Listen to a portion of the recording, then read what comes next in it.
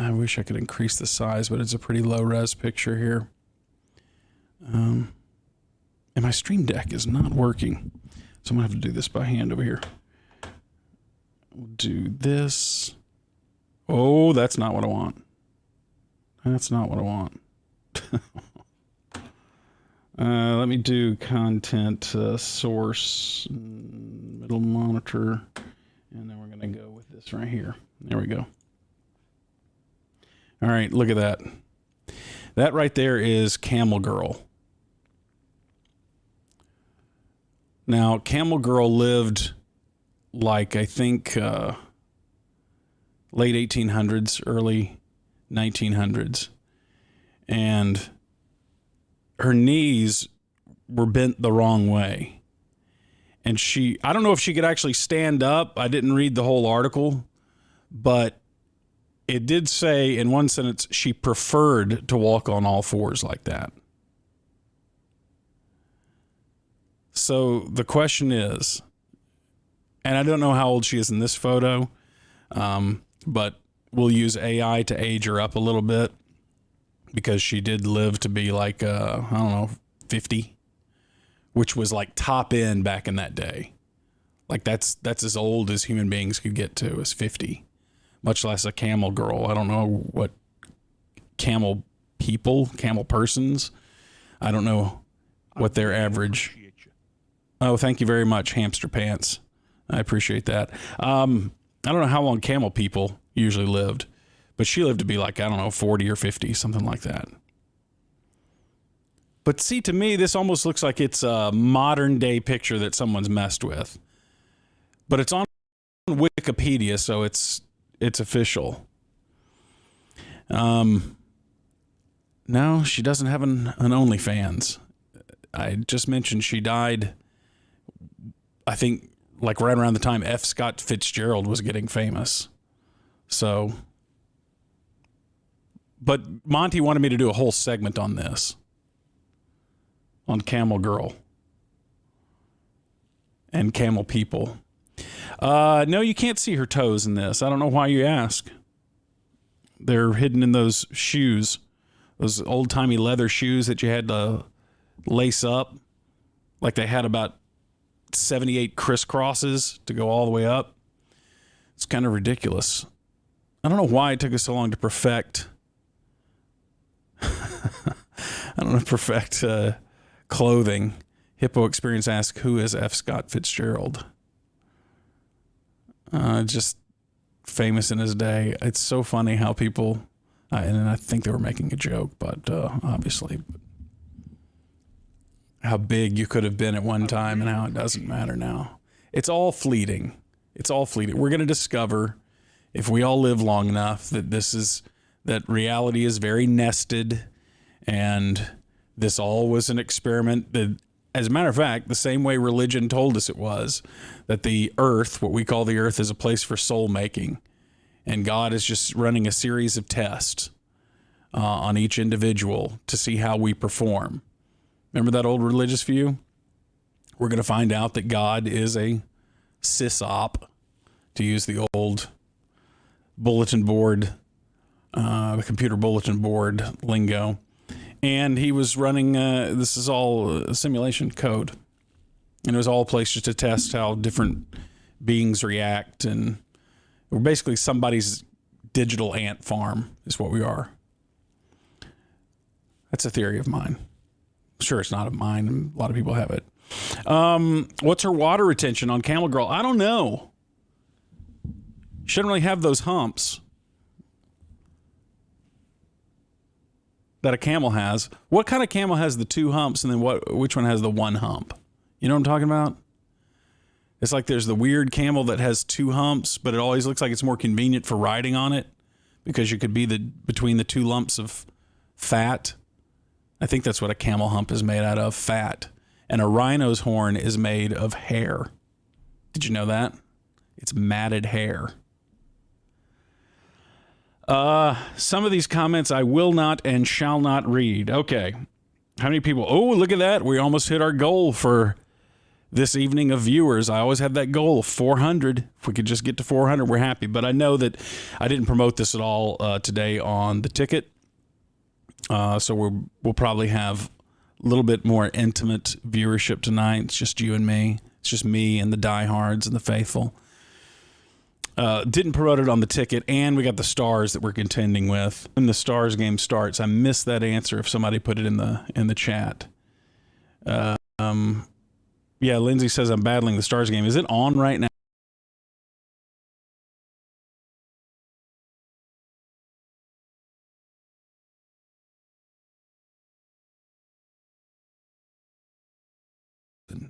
You got to get a PC, man.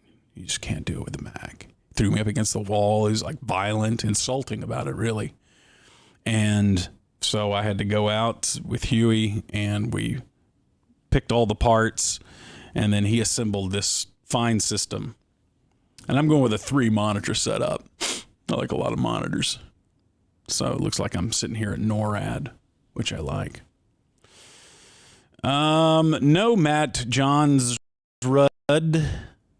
I do not have any advice on that very intimate problem that you mentioned in the chat. Really appreciate you. Lee Harvey Oswald, 42069, gifting more tier 1 subs. I know Lee Harvey Oswald, 42069, very unfortunate name, but one of the most generous people on here, and I appreciate it. And, you know, we were at the golf tournament. The Musers were broadcasting out at this charity golf tournament, and it benefited, in part, it benefited At Last, which is the program that I'm all way up in because my buddy Randy started it, and he's a good friend of the Musers. Ran into Randy, and I told him, hey, look, your first donation check from Twitch is on its way because of the generosity of you guys who are subscribing to this Twitch channel, which means that you do not get a commercial. Have we run an ad yet? Has it run an ad? Subscribers don't see ads.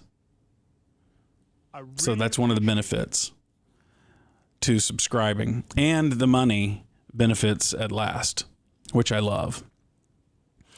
So, yeah, we've already run one ad. I hate that. I used to have control over when I could run the ad. And I'll get Huey over here to get me set up with where I can press the button and run the ad again. So, sorry about that. Didn't want to do that. I do want to call Monty and see if I can get a hold of him. Because he had requested a certain piece of audio. And I'll see if I can get him on that. And I need to switch this. I want to switch this to studio mode. Yeah. So I could preview. I got preview and I got live. Okay. So I need to see if I can get Monty set up here. We need music. Do I even have any music? I have a harp. That doesn't last very long. I have the news. This is news. But then that's not very long either.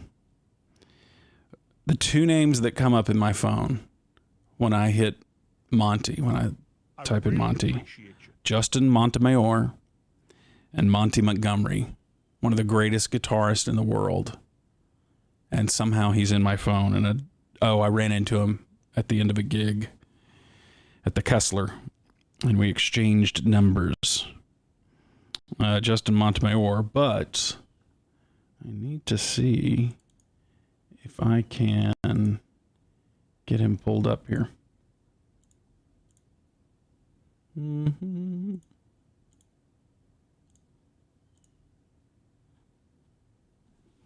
it's not coming up. I guess there he, oh, geez. Sorry about that. Oh, no, I'm in preview. Very smart. I'm in preview. I thought Monty's number came up.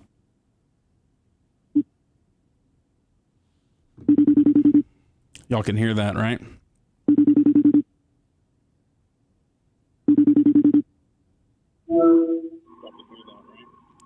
Uh-oh. Okay, hold on. I got to switch over to live mode where everyone can see you.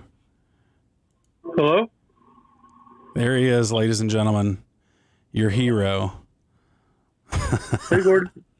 Hey, Monty, what's happening there? I'm noticing you look a little off. I don't know what's happening. You're wearing a Raiders. Oh, yeah, I'm wearing a hat tonight. Yeah, but there's some other things that are happening. My NC State shirt, I don't think I've worn this on your stream before. Yeah, but it's covering your face, Monty. It is? Yeah, why are you ashamed to show your face? I just don't feel like I put my best one on today. You know what I mean? Oh, actually, Gordon Keith, this guy's got a name that's very similar to my username. That is not me, and he doesn't represent my use. In the chat the whole time. No, you didn't. You didn't. Yeah, give us the full frontal, Monty. I feel like I've been revealing too much on your stream, so I'm going the other way. I see. That makes sense. That makes sense. Now, you had, did you hear, I don't know if you were watching the stream, but I showed everyone Camel Girl as per your request. Thank you. So, I've had her in the spank bank for weeks now. Monty, I don't know this picture, like what age she is there. It's very unclear. More just the concept of a camel girl.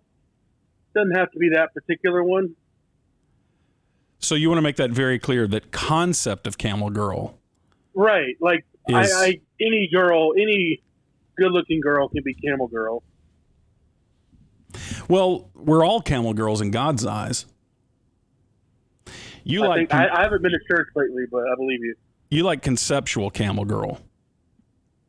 I like more of the idea of a camel girl than the actual. Matador Tortilla said that. Real life one. Monty, we just went over 400 viewers when you came on. That's fantastic. So you, sir, are ratings steroids. It's like juicing to bring you on the program. I've heard that before. Not surprising to hear it again. Monty, you had an audio request. I did. You want to tell us what it is? Sure. How are the stars doing, by the way? Give us a stars update. Last I checked, before I pulled my shirt over my face, it was 1-1. 1-1? Can't really see now. Yeah. Are you predicting a Stars victory? Yeah, I don't care. Okay, well, there you go. Yeah. Is that what you're looking for in your Stars pregame? Or HSOs like that? What I'm looking for in my Stars pregame is a stream that actually started before the Stars started playing, and I missed that. Like, I just assumed they were going to be playing at like 8:35 or something. Oh. They did that if you were on a different time zone. Yeah, so I messed that up. Uh-huh. So basically, my Stars pregame is updating people on the current score of the Stars game. That's what I'm doing. Sure, and it's hard to get information out there quickly these days, so maybe you can relay the score to them faster than they can find it themselves. I get a question here from Metalhead71. Gordon, have you ever tried a vape pen of Delta 8? We've never talked about Delta 8, have we? Or Delta 9? I don't think so. Or any of those Delta variants. Yeah. Are you a pot guy, Monty? Are you a cop? No. But did you know that cops don't actually... You have to tell me. That's not true. Yes, you do. I looked it up. No, it's not true. Cops can lie to you. Cora told me. So we had a good P1 that sent some very legal Delta 8, Delta 9. I think that stuff is legal. One of them is legal in Texas. Maybe both of them are. And I tried it, and once again, doesn't agree with me. Oh, no. Another bad experience? Yes. I mean, to its credit, it did feel like marijuana, but I don't like the feeling of marijuana. How old does that make me sound? I don't like the feel of marijuana. The only way you'd have sounded older is if you said dope. Yes. You're on dope. A marijuana cigarette. Well, it's good that you're trying and willing to, at least try the new strains and see if maybe there's newer ones that agree with you more. Always experimenting. I really appreciate. What was the last thing you experimented with, Monty? Older men. Okay, let's thank Rock Lobster 1876. Subscribed. Thank you very much. Appreciate it. DMT. You tried DMT. I would try that. I would try DMT. That kind of stuff worries me. Why? You don't want to see angels and things like that? Yeah, my mind's too weird. It's the devil's playground. I don't need to juice my mind. I got enough going on. Okay, Monty, tell me what you requested. So the audio I sent you was back in 2017. I think y'all are at Cowboys camp. And you're doing a story about I really appreciate. Rick Perry got pranked by these Ukrainian guys where they convinced him he was on like the Ukrainian prime minister. And that convinced George to throw out his fake Russian, because we know George's affinity for all things Russian. And I think unstable voices are one of my favorite things ever. Like the old Slapshot Brothers, I've played that on our show before. When George starts slowly slipping into Irish guy, it's one of the hardest times I've laughed. So in this, you hear George trying to convince you and Craig that he knows Russian, and it's incredibly unconvincing. It is. I'm going to see if I can play this in a way that you and I can hear it. Okay. So keep talking for a moment, Monty, and I'll see if I can I've got to add this source here. Do you want me to talk now or when? Yeah. Talk now. Just go ahead and do your own show. Like on the stream or just me and you? Yeah. Go ahead. Do your own show. I don't really know how to do talk. Do you like make noises from your mouth? Let me see this. See if you can hear this. Kick. So you can hear that, right? Yeah. Is that Monty Montgomery? No, that isn't. It's some French guy playing Jerry Reed stuff. Okay. So I think you and I can just listen to this and react to it in real time. Okay. All right. Now, this is by request of Justin Montemayor. This is George in 2017 trying to convince Craig and I that he can actually speak Russian. And it's so bad. That's what it sounds like. What's the most intimidating foreign language to you guys? Is it Russian, German, or Japanese? German, when they're asking you an insistent question that you can't answer. Mm-hmm. Yeah. I don't know. That Russian kind of... It's pretty scary, isn't it? Yeah, scares me. Yeah. Well, okay. But we're tainted by the fact that these are our chief enemies. Right. Or were, in the case of Germany and Japan. No longer. The Japanese... That's your fake Russian? It's not fake. Yes, it is. No, it's not. Okay, how would you say... I just said it's good to be here in Oxnard. How would you say Norm Hitchkus is a good friend of ours at dinner? That was the same thing repeated. No, it wasn't. Oxynonon. So not Russian. Washidovich. Okay, this is like... It's like a second grader trying to convince the neighborhood kids of something. Like, it's so bad. It's such horrible fake Russian. He really did latch on to one word and tried to repeat it 3 times. Oxynonon. Right.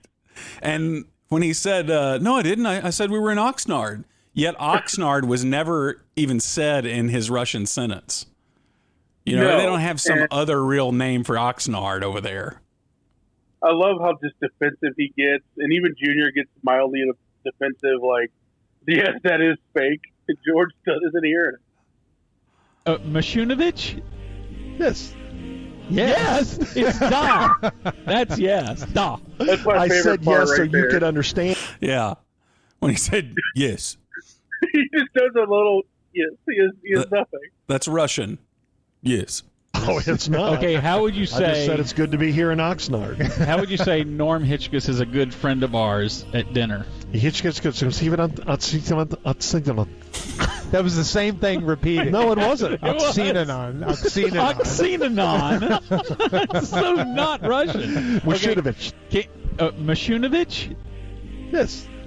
Yes, it's da. That's yes, da. I said yes so you could understand it. Okay. How long have you been Russian? Something parliament. I heard parliament. Say it again.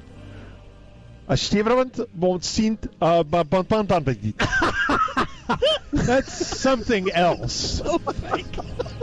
So unconvincing. Okay, can we go out to lunch today? No. And say that I'm Ask the Russian. question.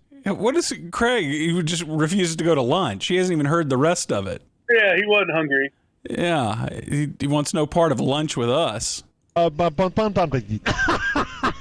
That's something else.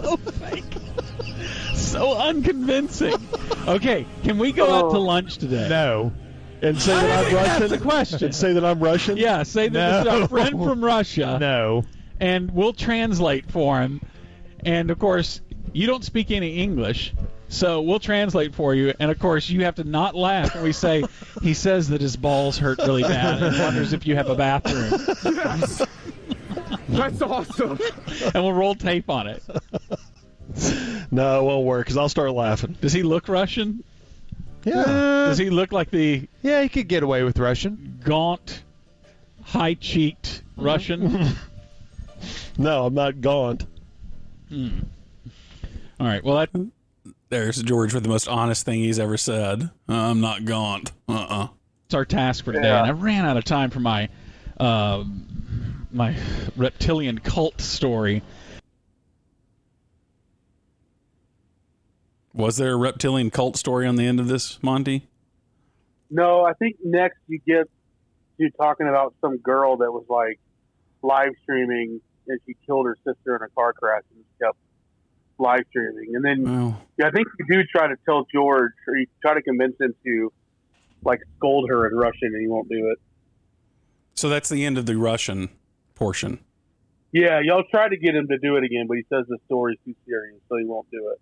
Okay. But it is the best thing, and I saw someone mention this in your chat, is trying to get him to repeat something he just said, Right.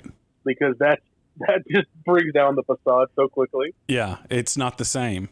He can't quite repeat it. He gets tripped up. Somebody in the chat, where is this? It cracked me up. Translated it.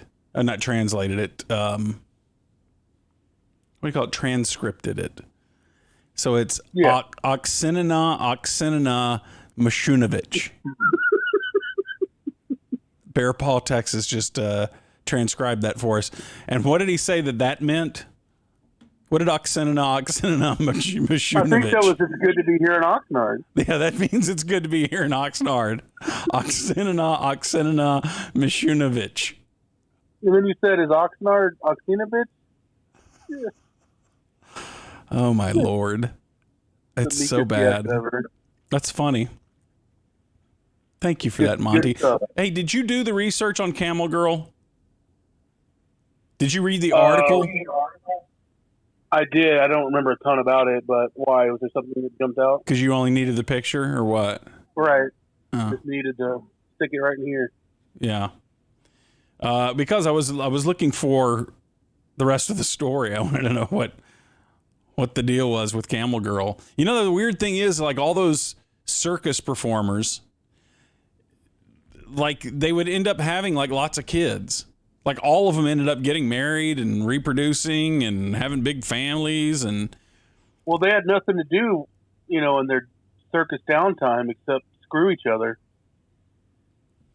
probably, you mean fall in love? No, I mean the dirtiest stuff. I'm talking like page 68 on X videos type stuff. And I sent you that story because I know. Not step camel girl. Right. I know you have an affinity for Really girls with appreciate weird legs. Girls with what? Weird legs. Where do you get that from? Well, we did the story on the Cleburne girl who had like a vestigial twin hanging out of her or something, 2 extra legs not too long ago. I don't Remember the remember Cleveland girl? that. You're saying this was not too You long absolutely ago? did. I mean, it was in the last couple of years. It wasn't like last week. And she had a vestigial twin that had legs hanging down? She had like a twin that she was birthing out of her own self when she was a baby, and it never wanted to come out, so she just has like 2 extra legs. Oh, that's so when we had constantly float looks leg. like- Weren't there float legs we talked about? I don't remember if that was a term y'all used for her, but she was, again, a girl with weird legs, and you tended to gravitate towards her. Tyler McMichael, thank you. Also, Lee Harvey Oswald, 420, still given. They've gifted a total of 28 subs in this channel so far, according to stats. Oh, what happened there? What happened? I don't know. Your camera flashed. No. I don't know. I'm just sitting here doing nothing. Okay. All right, Monty. Do you have anything else to add? Because we only have, we're only going till 8:35 today to make way for the Stars game that I thought was starting at 8:35, but then didn't. But you can hand it off mid-second period to everyone? Yeah. That's what I'm going to do. I don't. But I promise you, this is my promise to you, Gordon. Anytime I find a girl that has weird legs, I will contact you first. I'm not into girls with weird legs. I'm not opposed to them, but I don't seek them out. If they find me and I fall in love with them, that's fine. But your actions speak louder than your words. What about you, Monty? Are you attracted to... They say that people are always attracted to people who look like themselves. You see couples, married couples, and they kind of look like brother and sister if they're a heterosexual couple. Yeah, I don't think my bed frame can handle that. I can't fight my weight class.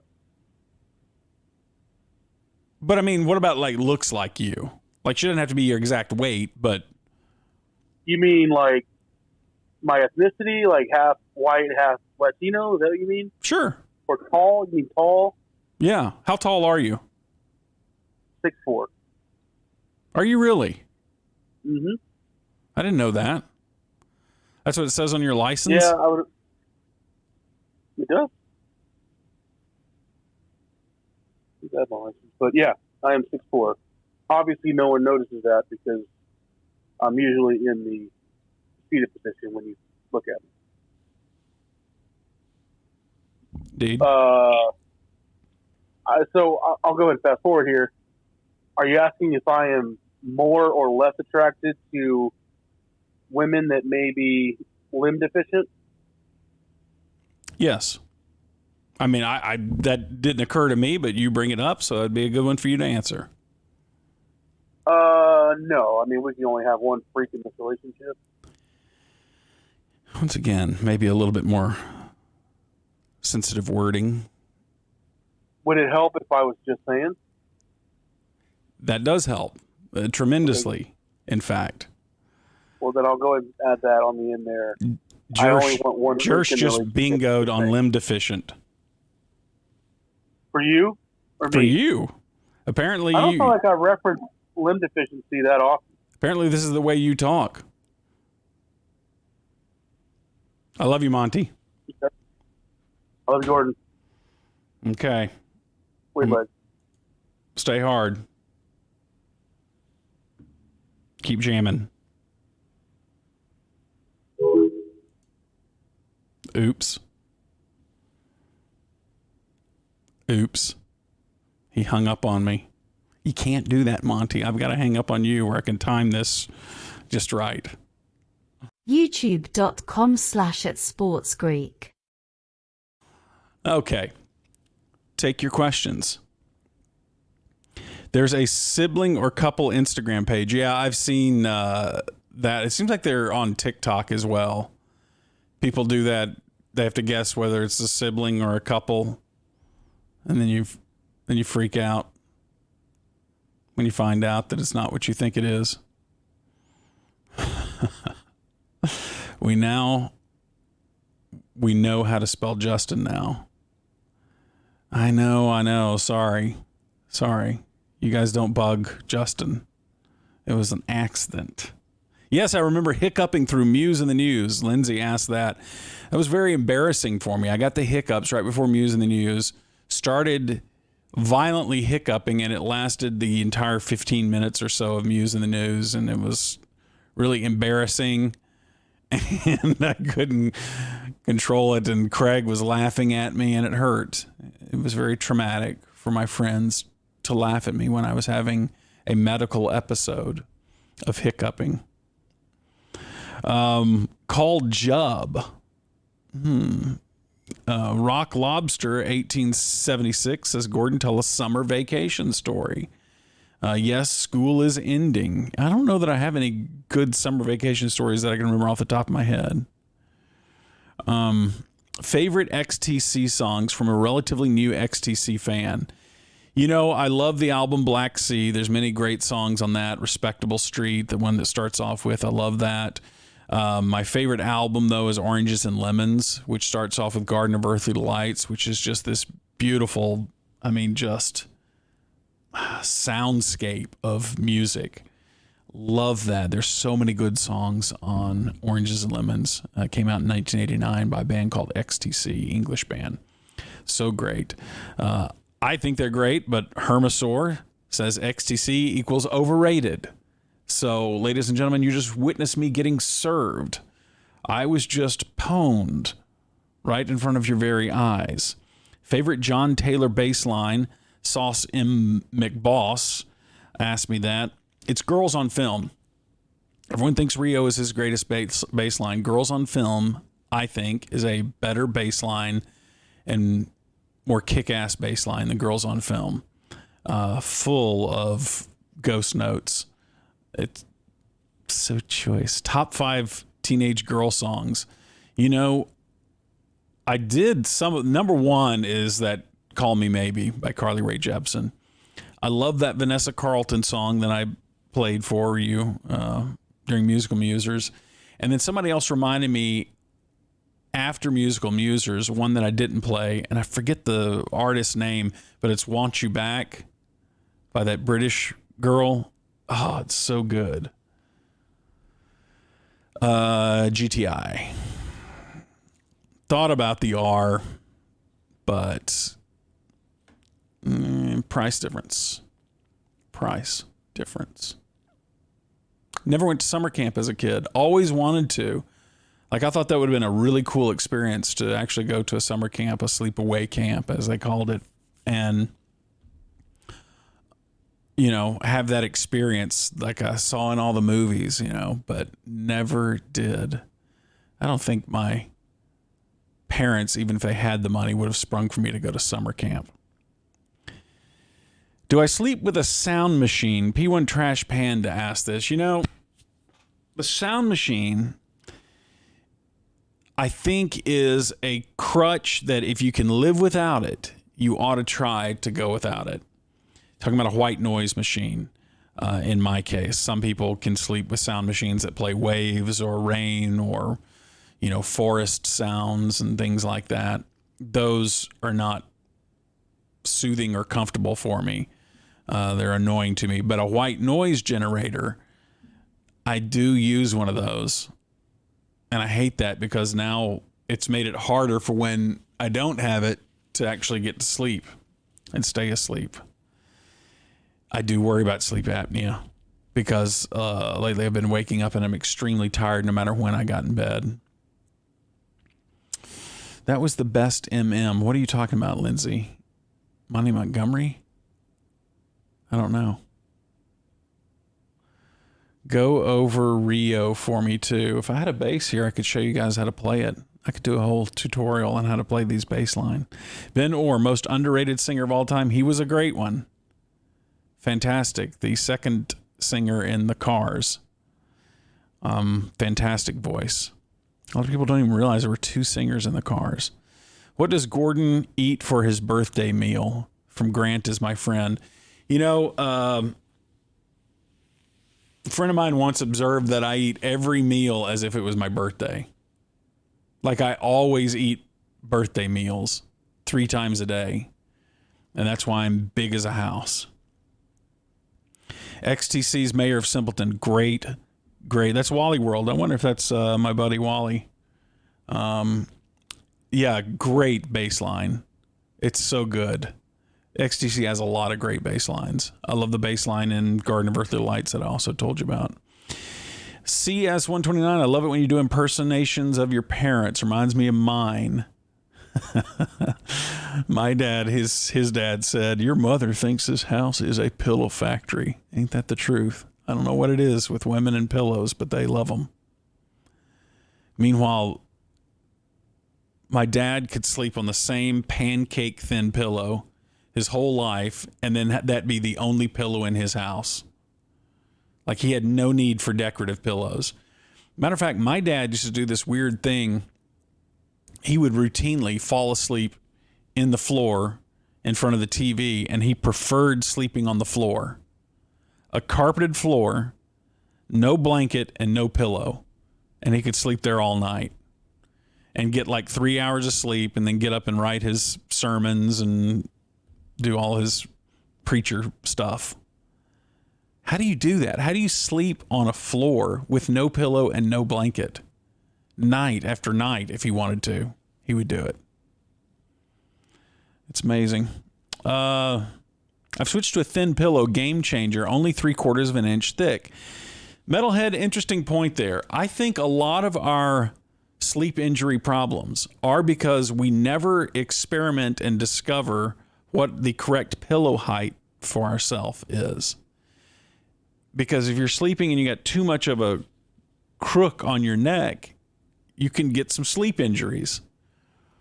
And I had to experiment till I found the right height of pillow that gave me the best night's sleep. Most people don't even think about it. But you can tell how the dark circles under my eyes, I've not been getting good sleep at night. Also going through a situation that is causing lack of sleep. Let's see. How old was your dad when he passed? I'm not going to read the whole name, but he was 72, which is pretty young, I think, now.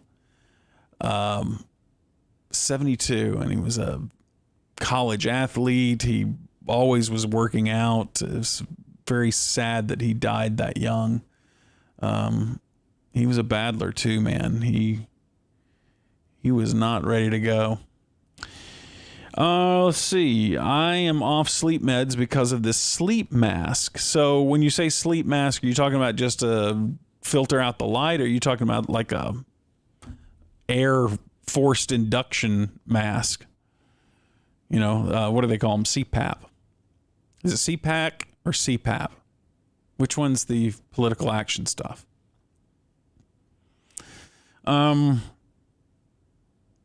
Yeah, I can't sleep without a sleep mask. So Lindsay says that must be the one that just goes on your eyes. Yeah, to filter out the light.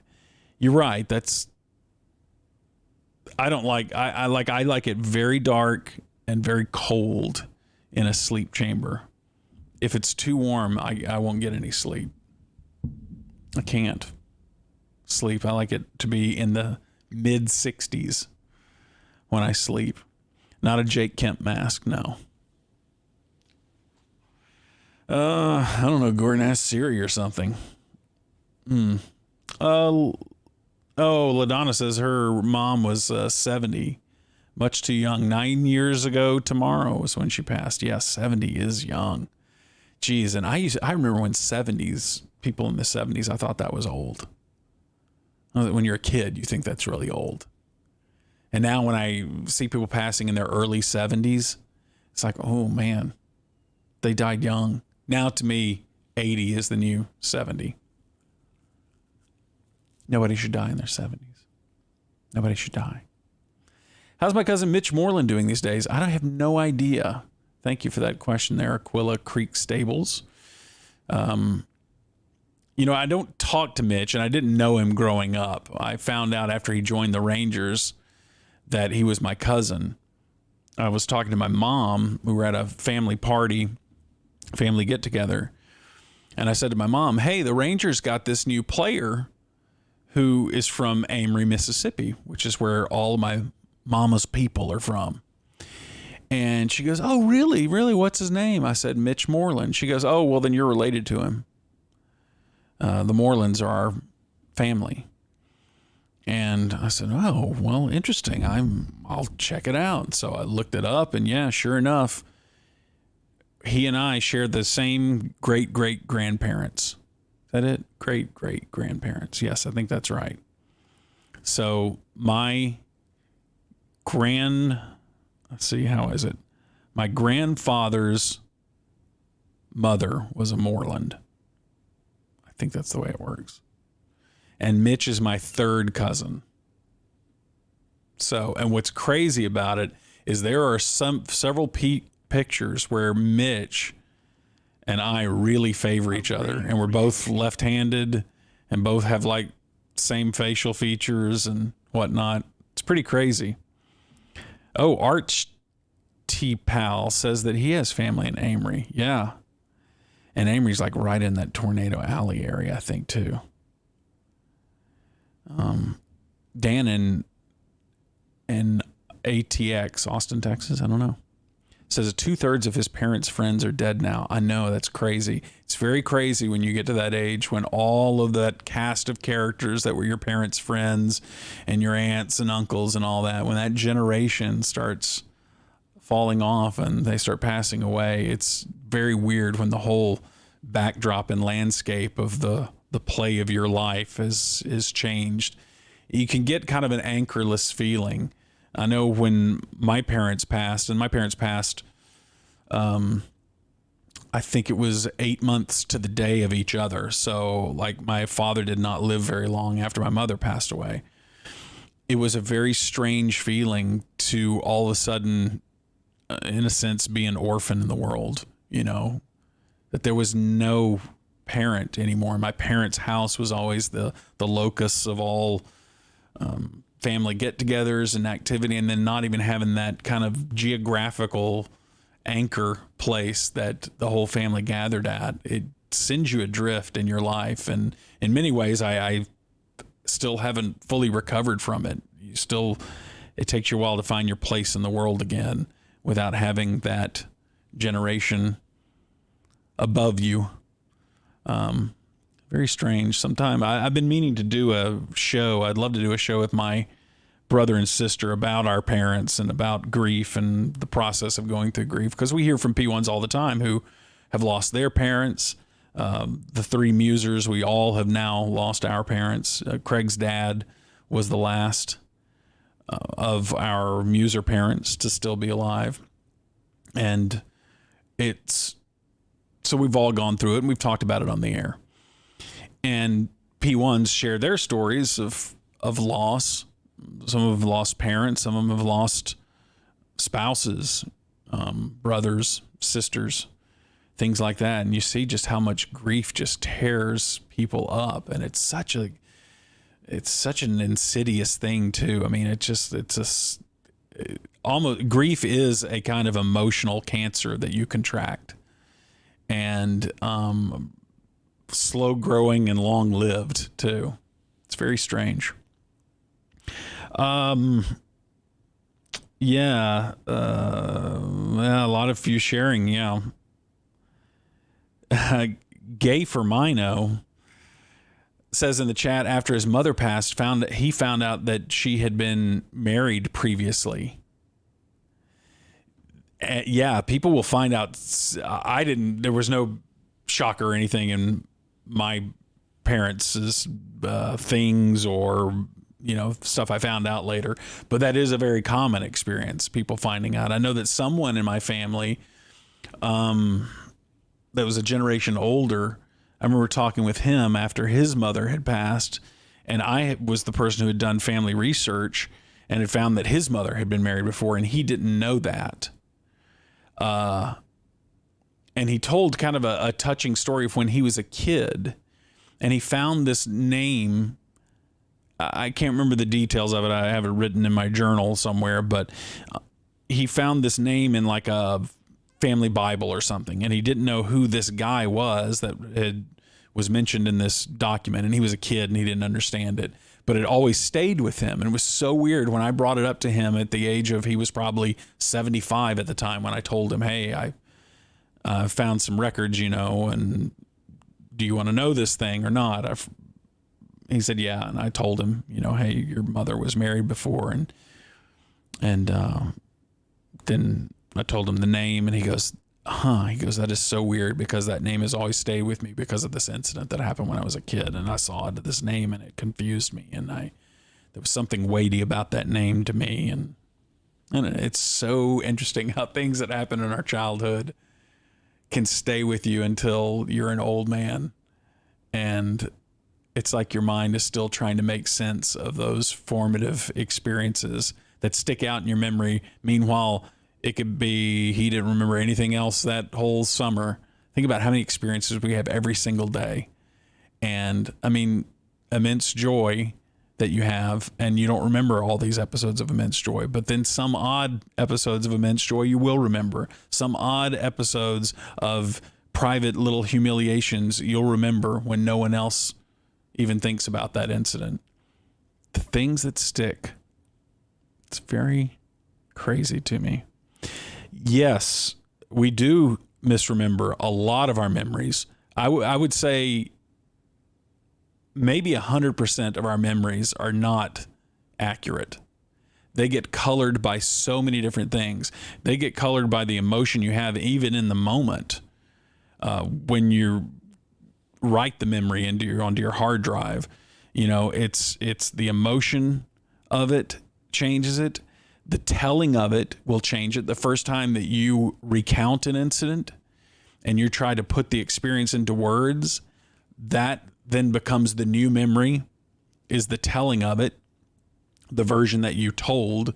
When you have to put words onto something, the words are never accurate. Words are always an approximation. And so that's what great writers do, is they put words on wordless things. And the ones who do it really well can kind of get the closest at using words to triangulate in on an experience that then becomes what I think is the most magical thing of all, in that if you put the right words on an experience, and then you can send that forward in time by writing a book about it, and someone 2 generations from now can read it and it still resonates with them. So good writing is like time traveling, and it's so portable across time and distance. Anyway, first time you tell a story, you have to come up with, and what I felt when she walked in was kind of a mixture of sadness and humiliation. So I'm like coming up with the words to try to describe the emotion, right? And I'm doing it in a compressed amount of time because I'm telling someone a story. Well, those very words that I choose in that moment, and some of them may have been it was the first word that came to mind and it's kind of like it, so I used it, then becomes the template for the future tellings and the future rememberings of it. So now I do remember it, that I felt humiliation, whereas in reality in that moment I might not have actually felt humiliation, but another emotion that was similar to it that I just couldn't think of the word of it at the time, so I went with humiliation in the first telling. I know all this is really boring to you. This is the kind of stuff that I think is interesting in my brain, and it may be interesting to a few other people. But anyway, Ava Jane also says found 6 of his grandpa's World War II journals. Found them recently, and there's a lot to go through. Any advice on starting that project?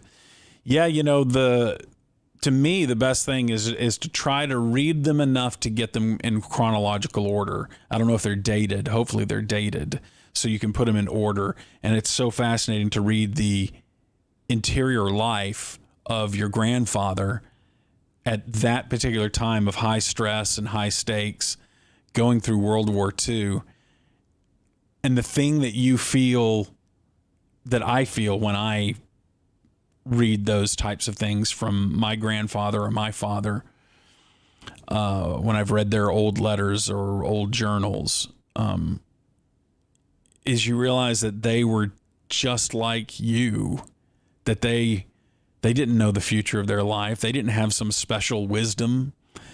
They were just a guy in the world. And I think about those dudes who went to World War II, or any war, but World War II in particular in this case, because my grandfathers fought in World War II. I mean, they were like 22 years old. And 22 years old then really is not fundamentally different than 22 years old now. Like, a lot of the details of our world have changed, and those details are important, but human beings are still the same. They had hopes and fears, and they, I'm sure, wondered did I marry the right person? Should I ever get married? I'm scared I'm going to die in this war because I have these dreams of accomplishing this thing that I don't. All the same things that you and I struggled with is the same things that they did. It changes in degree and color. You know, sometimes culture does impact the things that we do dream of for ourselves. But basically, in our firmware, we all want to be loved and respected, and we want to have feeling of some sense of power because we're powerless over death. We want some sense of power over some aspect of our life. Some people do it with relationships. They have to control their relationship because they can't control death. Some people like to do it by controlling their type A-ness in work. I'm going to micromanage and be a god of one particular aspect of my life because I can't be a god of the whole thing. Am I a fan of I Love Lucy? You know, I need to give that more of a chance. It used to bug me when I was a kid, so I always tuned out of it. I think I suffered a little bit from the Junior Miller. It was in black and white. Why should I watch it? But she was a comedic genius, particularly with physical comedy. You know, the story about Lucille Ball is she always looked through the script, and if there was too much dialogue, she says, there's not enough. I need more of the parenthetical action stuff, you know, which is Lucy stomps on the grapes or whatever the direction is for her actions, because she knew that she could make something funny out of the physicality of her humor. Highly recommend They Shall Not Grow Old if you haven't seen it. What is that?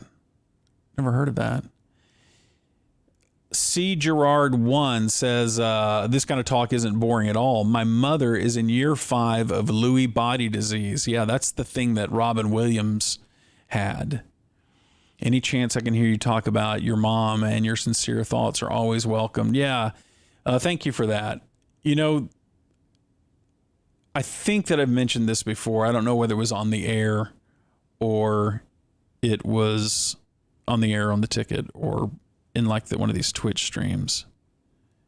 Then again, I don't know if I've ever really talked about this. The experience of my parents dying, they died, as I said, 8 months apart, but they both died differently. My mom had cancer for about 1.5 years before she passed. And she died peacefully. Like, she was okay with death and had kind of like nested for death. She had gone through her house, gotten rid of a lot of stuff, and was like, which was really a loving act when you think about it, to clear out your house of possessions that you don't want and things like that. She had spent her final 1.5 years kind of doing this, and she was very, when she died, she faded away.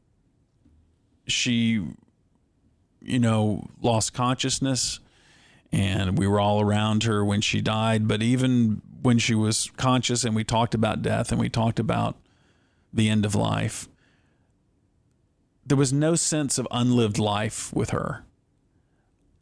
There was no sad to be going because she had had other things that were still left on her list to do. You know, the thing I remember her saying when I asked her, if she was sad to die. Oh, man.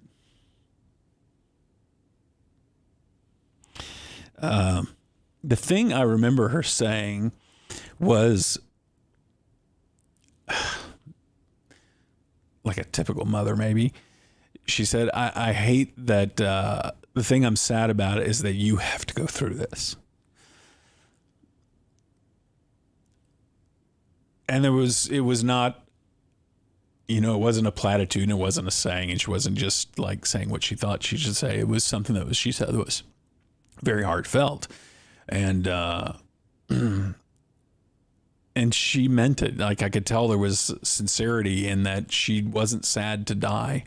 She was sad that she was going to die. That she was sad that our mother was going to have to die. If that makes sense. My dad was different. My dad, I think my dad, he didn't express it this way, and I don't think he even felt it this way. But, it's like my dad died too young. My dad still had life that he wanted to live, things he wanted to see, things he wanted to write. My dad wasn't done. It was not his time. And I think he felt that way. I felt like that was accurate. Like that also is the way that I felt, that his life force wasn't done, but his body was. Whereas my mother had a sense of peace and had a sense of her race had been won. It had been completed. But, and my dad didn't fade. I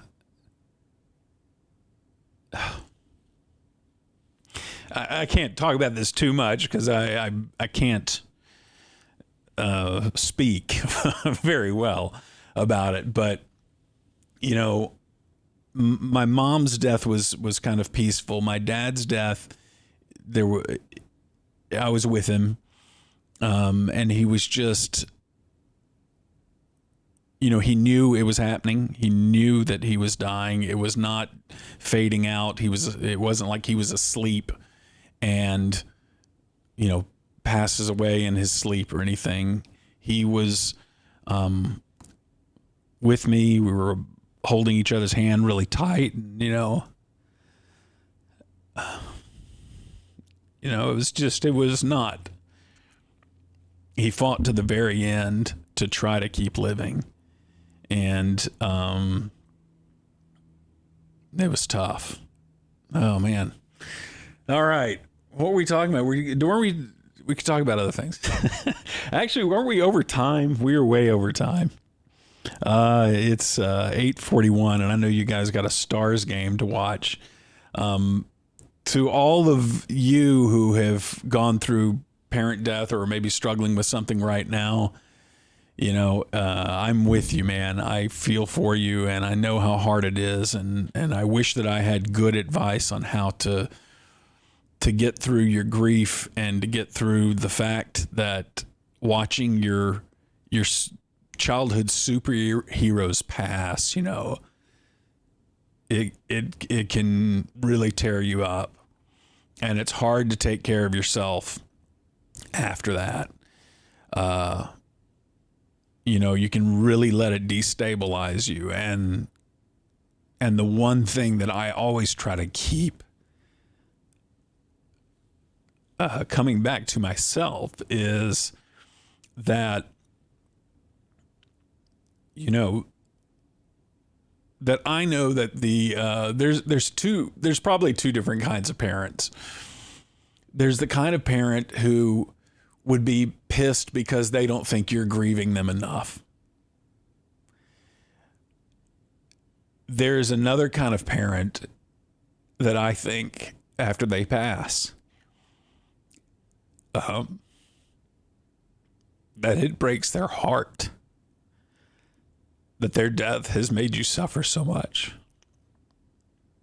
And those are the good parents, the ones who don't want you to grieve them. I think that is the greatest parental love, is that they don't want to see their babies suffer. And so, anyway, I try to remind myself of that, when I'm feeling down. I always think, my parents would hate that I suffer so much. So I need to make sure that I'm responsible and do what I need to do to try to get past it in the most healthy and best ways possible. And I don't always succeed at that, but it's a little embarrassing in a way, but not too much, not too embarrassing. Because you know what? After I talk like this, I hear from a lot of you, and you guys are going through it too, and you're not alone. You are not alone. If you're going through this. Thank you, Josh. That's very kind of you. Just gifted a whole bunch of subs there. I love it. If you would like to, you can subscribe to this. You get the Twitch stream. You get it commercial free, and it helps my buddy who started a great program called At Last, helps with the education of kids who are disadvantaged in South Dallas. We'd appreciate that. I hope you guys enjoy the Stars game, and I will talk to you tomorrow morning on the Musers from Fort Worth, Texas. That's the place where my parents first moved right after they got married. My dad moved to Fort Worth with my mom, and he started seminary there, and that's what started his career. So Fort Worth has always been special to me and my family. So I look forward to being out there at the Colonial. I love you guys, and I'm proud of you, and I hope you guys have a great evening. Now let's see what crazy picture this ends up on of me.